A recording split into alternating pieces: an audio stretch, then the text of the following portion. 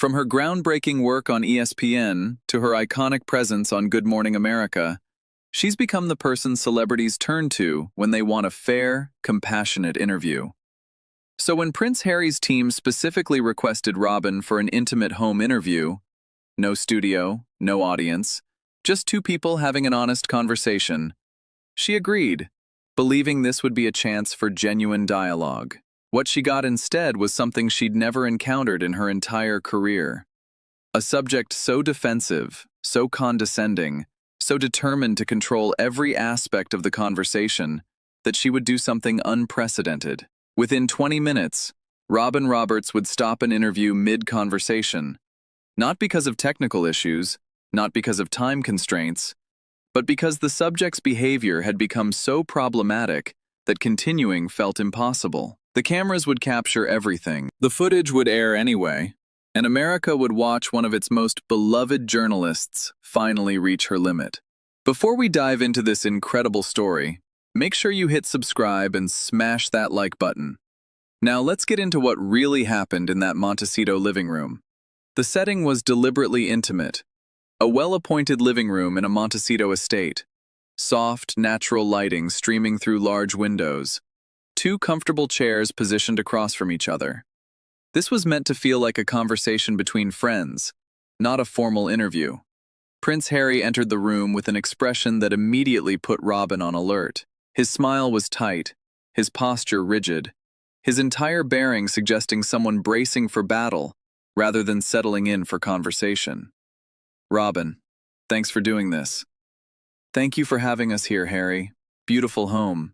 It serves its purpose. He settled into his chair with a formality that seemed out of place in the casual setting. The cameras began rolling. Robin leaned forward slightly, her posture open and welcoming. So, Harry, let's start simply. How are you? Really? Harry tilted his head, his expression shifting to something almost condescending. I'm thriving, though I find it interesting that everyone asks me that with such skepticism. As if they expect a different answer. No skepticism here, just genuine interest. You've been through a lot publicly. I wanted to give you space to share how you're actually doing. I'm doing wonderfully. Better than I've ever been, actually. America has given us freedom we never had in the UK. Robin nodded. That's good to hear. And what does that freedom look like day to day? It looks like waking up without institutional pressure, making our own choices, raising our children without the constant scrutiny of palace protocols. Though the scrutiny hasn't entirely disappeared, has it? The media coverage continues. Harry's jaw tightened. The media will always be the media, but at least here, I'm not trapped inside an institution that feeds me to them. Feeds you to them. That's strong language. Can you elaborate? I'd rather not rehash old grievances, Robin. I'm here to talk about moving forward. Robin smiled gently. Of course. Let's talk about what you're building now. Your foundation work, your projects. What's exciting you these days? Harry's posture relaxed marginally. We're doing important work through Archwell. Mental health advocacy, veterans support, environmental initiatives. Real, substantive work that makes a difference. Can you give me an example? Something specific you're proud of? Harry paused, his expression flickering with something. Irritation, perhaps. Why does everyone always want specifics? The work speaks for itself. Robin's smile remained, but her eyes sharpened slightly. I'm just giving you the opportunity to share. Our viewers would love to hear concrete examples of the impact.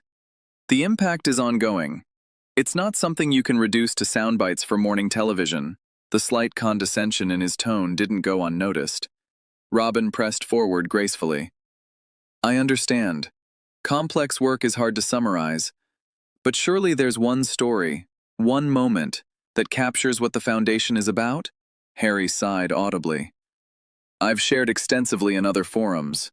Perhaps your viewers could do their research rather than expecting me to repeat myself. Robin blinked. In 30 years of interviews, she'd rarely been told her audience needed to do their research. I'm just trying to give you a platform to share your story, Harry. That's what this interview is for. Then perhaps ask questions I haven't answered 100 times before. The atmosphere in the room had shifted. Robin's warmth remained, but there was now a careful precision to her approach. Let's talk about something current then. You mentioned wanting to be known for your work, but the headlines lately haven't been about the foundation. They've been about personal matters, the Netflix situation, the tabloid speculation. How do you navigate that? Harry crossed his arms. I navigate it by ignoring it. Headlines are noise. My work is signal. But the noise affects perception, doesn't it? Some of the Netflix projects have been canceled. How do you respond to that? Harry's expression hardened. Projects evolve. That's the entertainment industry. I'm not going to explain business decisions that have been sensationalized by media looking for negativity. I'm not looking for negativity. I'm asking a straightforward question about something that's been publicly reported. And I'm giving you a straightforward answer. Projects evolve. Move on. Robin paused, her expression thoughtful. Harry, I want to make sure I'm understanding correctly. You came here wanting to talk about your work. But when I ask about your work, the projects, the foundation, you've told me to move on, or that viewers should do their own research. What would you like to discuss? I'd like to discuss my perspective without being interrogated. This isn't an interrogation. It's an interview. Questions are how interviews work. Questions that don't feel like accusations would be preferable. Robin's composure remained perfect, but something shifted in her energy. Harry, I've asked you how you're doing, what you're working on, and how you're handling recent headlines. Those are the most basic, supportive questions possible. I'm genuinely trying to understand how you've experienced them as accusations. What framing? I've framed nothing. I've asked open-ended questions and given you complete freedom to answer however you'd like. You've chosen to be defensive. That's not my framing. That's your response. Harry stared at her, seemingly caught off guard by the gentle but direct pushback. Robin took a breath, her professionalism reasserting itself. Let's try a different approach. Tell me about something that's brought you joy lately. A moment with your children, a project milestone, anything. Harry's expression softened slightly at the mention of his children. The kids are wonderful. They're the reason for everything we do. That's lovely. Fatherhood looks good on you. Thank you. And how's Megan? How's she handling everything? The walls went back up instantly. Harry's entire demeanor shifted, closing off, becoming guarded.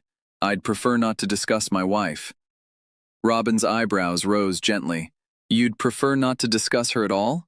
She's not the subject of this interview. But she's your partner in everything you've built. The foundation, the media company, your life in California. How can we discuss your current chapter without discussing her? By focusing on me. That's what I'm here for. But help me understand. You've discussed Megan extensively in other interviews. The Netflix documentary was largely about your relationship. Why is she off limits now? Because I've learned that anything I say gets twisted. Better to say nothing. By who? I'm sitting right here. I'm not going to twist anything. I'm going to air exactly what you say. That's what makes it dangerous. Robin tilted her head. Your own words are dangerous? That's an interesting perspective. The context gets lost. The nuance disappears. I say one thing and it becomes something else entirely. Then help me understand the context. I'm genuinely here to understand, Harry. But you have to meet me halfway. Harry's jaw flexed. There are rumors I'd like to address, since you're pushing the subject. I'm not pushing anything. But go ahead.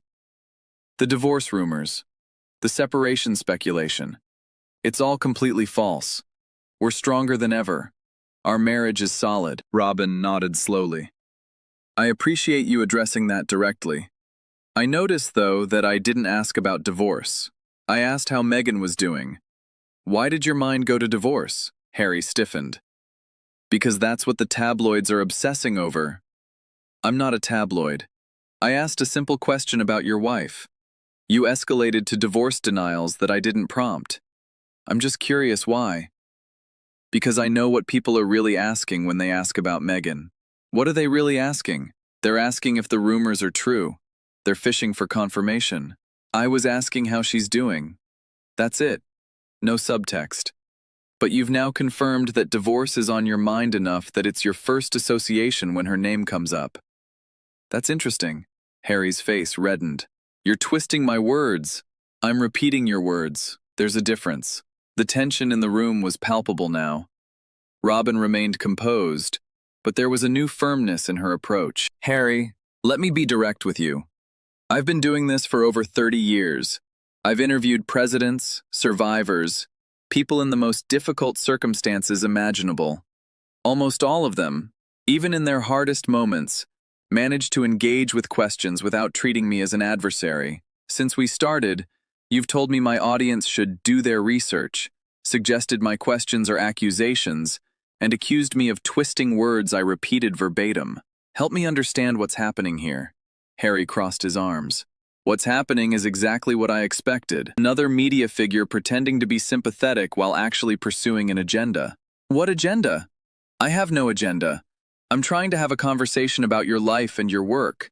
That's literally what you came here for. I came here to share my perspective, not to be cross-examined. This isn't a cross-examination. It's the softest possible interview format. We're sitting in your home. There's no studio audience, no time pressure, just two people talking. If this feels like cross-examination, I'm genuinely concerned about what a real, challenging interview would feel like for you. Harry stood up slightly, then sat back down. A false start that betrayed his agitation. You don't understand the pressure I'm under. Help me understand. I'm asking you to help me understand. But every time I ask a question, you treat it as an attack. I can't understand you if you won't let me in. Letting people in is how I've been hurt before. Robin's expression softened with genuine empathy. I know you've been hurt. I know the media has been brutal to you and your family. That's real, and I acknowledge it. But I'm not the British tabloids. I'm not here to hurt you. I'm here to give you a platform to share your story. But you have to actually share it. I've shared extensively. You've shared carefully curated versions in formats you control. Netflix documentaries you produced? Books you wrote? This is different. This is live conversation where you don't control the final edit. I understand why that's scary, but it's also the only way to have authentic dialogue. Harry's posture remained defensive, but something in his expression shifted. Maybe recognition, maybe just more sophisticated guardedness. I want to be known for my work, Robin, not for the tabloid drama, not for the family conflict, for the actual work I'm doing. Then tell me about the work, without defensiveness, without telling me to move on. Just tell me. Harry paused. For a moment it seemed like he might actually open up. We're focused on mental health awareness, helping veterans transition to civilian life, supporting sustainable practices in corporate settings. That sounds meaningful. What drew you to those specific causes? My own experience. Struggling silently for years. Watching fellow soldiers come home and have nowhere to turn. Seeing the environmental damage we're leaving for our children. That's powerful. Personal connection to the work makes it resonate. Can you share a moment when you saw your work actually help someone? Harry hesitated. There was a veteran, I can't share details for privacy reasons, who told me that our foundation helped him find resources when he was at his lowest point. That's exactly the kind of story that helps people understand your mission. Why was it so hard to share that? Because every time I share something personal, it gets picked apart. Analyzed for authenticity. Questioned. Who questions it? Everyone. The media, critics, people who've decided I'm the villain regardless of what I do. I'm not questioning it. I'm appreciating it. I'm seeing the person underneath the defensiveness. Why can't you let that person show more often? Harry stared at Robin, his expression unreadable. Because vulnerability has cost me everything. My family, my country, my privacy. Every time I've opened up, it's been used against me. Robin leaned forward slightly. Harry, I hear that. I understand that. But there's a difference between healthy caution and walls so high that no one can reach you. I've been trying to reach you for 15 minutes. All I've gotten is defensiveness and accusations. That's not protection. That's isolation. Harry's voice dropped to something cold. You don't get to psychoanalyze me. I'm not psychoanalyzing. I'm observing. There's a difference. You're doing what everyone does, pretending to care while actually collecting ammunition. Robin sat back, her expression shifting to something that wasn't quite hurt, but was certainly disappointed. Harry, I've shared my cancer journey publicly. I've been vulnerable in front of millions of people. I know what it costs to open up, and I've not once used someone's vulnerability against them. That's not who I am. I don't know who you are. I only know what the media has shown me of you. And what has the media shown you? That you're good at making people comfortable until you're not. Robin paused. In 3 decades of interviews, she couldn't remember a guest being this openly hostile without any provocation. Harry, I need you to hear what you just said.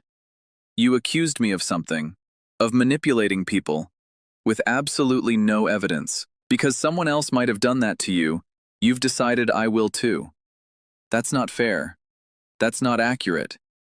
And frankly, it's not the kind of conversation I'm willing to continue. Harry blinked. What do you mean? I mean that I came here in good faith. I've asked you about your life, your work, your family, all with genuine interest. You've treated every question as an attack. You've accused me of having agendas I don't have. You've been condescending to my audience, dismissive of my questions. And now you're suggesting I'm manipulative. At some point, continuing this conversation becomes pointless. Harry's expression flickered with something. Surprise, maybe, or the realization that he'd miscalculated. I didn't mean to imply. You didn't imply. You stated. You said I make people comfortable until I'm not. That's an accusation, and it's one I don't accept. Robin glanced at her producer, a silent communication passing between them.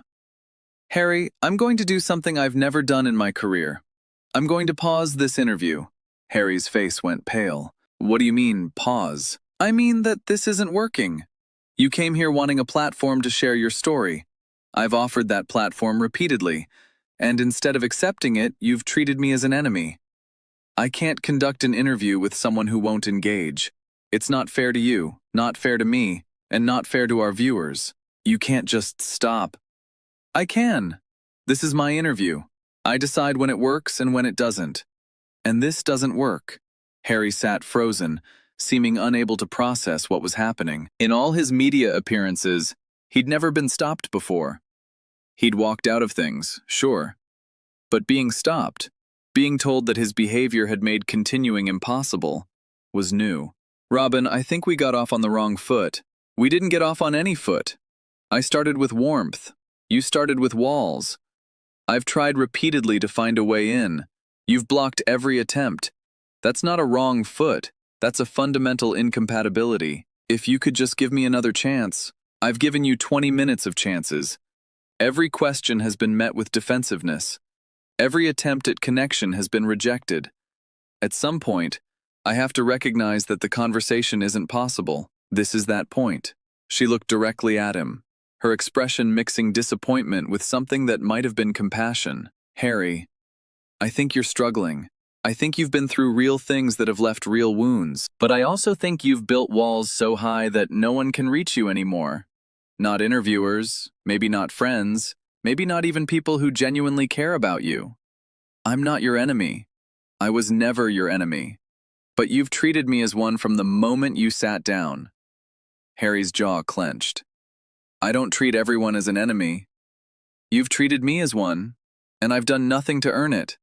I've been warm, I've been curious, I've been patient, and I've been dismissed, condescended to, and accused of manipulation. That's not a conversation. That's a battle I never agreed to fight. Robin stood up slowly, not dramatically, not angrily, but with the deliberate professionalism of someone who'd made a difficult decision. I want to thank you for inviting us into your home. I wish this had gone differently. I genuinely wanted to understand your perspective and share it with our audience. But I can't share what you won't give. Harry remained seated, seeming unable to move. You're really ending this? I'm ending something that wasn't working. You can call it whatever you want. This will look bad for you. No, Harry, it will look like what it was. A journalist trying to have a conversation with someone who wouldn't let her. The footage will show exactly what happened. I asked questions. You got defensive. I tried to redirect. You accused me of manipulation. That's the record. Harry stood up now, his composure cracking. You can't air this. We're going to air exactly what happened. That's what journalism is. You came here wanting to tell your story. This is the story you told. Not with your words, but with your behavior. That's not fair. It's completely fair. Every question I asked was gentle. Every opportunity I gave was genuine. You chose confrontation. That's on you, not me. Harry's face contorted with barely suppressed rage. You'll regret this. Robin's expression didn't change. I've never regretted doing my job honestly. I won't start now. She extended her hand. A professional conclusion, nothing more. Good luck, Harry. I hope you find whatever you're looking for. Harry stared at her hand but didn't take it. After a long moment, he turned and walked out of the room, disappearing into another part of the house. Robin watched him go, then turned to face the camera. I'm sorry we couldn't complete this interview. I've been doing this work for over 30 years, and I believe in giving every subject a fair platform. But a platform requires participation. What you've seen today is what happens when someone comes to an interview with walls already built. I couldn't get over them. I couldn't get around them. And eventually I had to acknowledge that continuing wasn't possible. She paused, her professionalism mixing with visible disappointment. I wish Prince Harry well. I hope he finds the peace he seems to be searching for. But peace isn't something you find by treating everyone as your enemy. I wasn't his enemy. I tried to be his ally. He couldn't see it. The interview lasted 22 minutes before Robin ended it. Its impact would last considerably longer. For Robin Roberts, it was an unfortunate first. The only interview she'd ever had to stop because a subject made continuing impossible. She handled it with the grace that had defined her career. But there was a sadness in her afterward. The disappointment of someone who genuinely wanted to connect and been rebuffed. For Prince Harry, it was something else. Proof that his defensiveness was becoming his defining characteristic. Evidence that even the warmest, most sympathetic interviewers couldn't reach him through the walls he'd built. The footage showed exactly what had happened.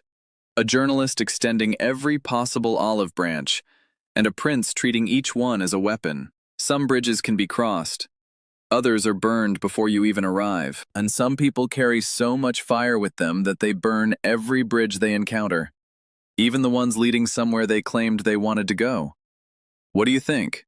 Was Robin right to end the interview? Or should she have pushed through? Who would you want to see Robin interview next? Drop your thoughts in the comments below. If you enjoyed this story, don't forget to like this video to help it reach more people.